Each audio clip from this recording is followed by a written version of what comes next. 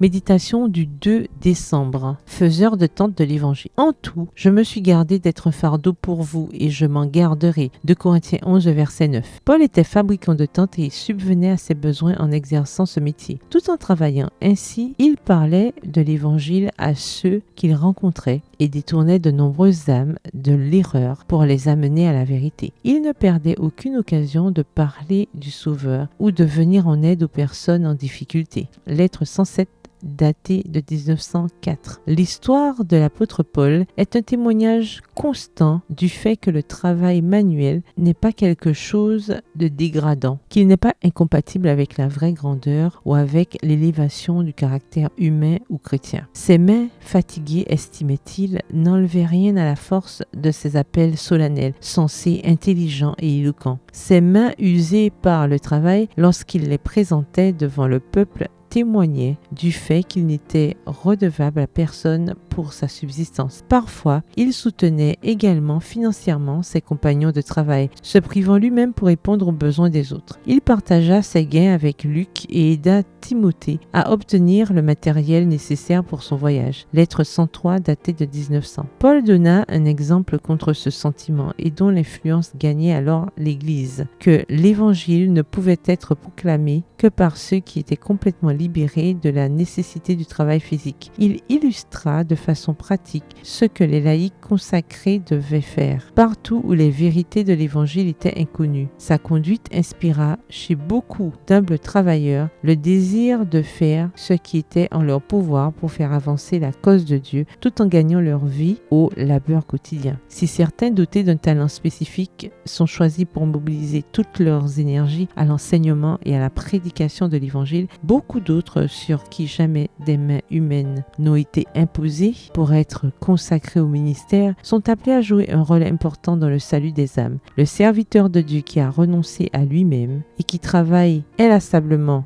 dans la parole et l'enseignement, à Timothée 5, le verset 17 dans la version nouvelle Bible seconde, porte en son cœur un lourd fardeau. Son salaire n'affecte pas la qualité de ses efforts. Il a reçu du ciel une mission et c'est au ciel qu'il cherche sa récompense quand l'œuvre qui lui a été confiée est accomplie. Extrait du livre Conquérant Pacifique au chapitre 33 à la page 261.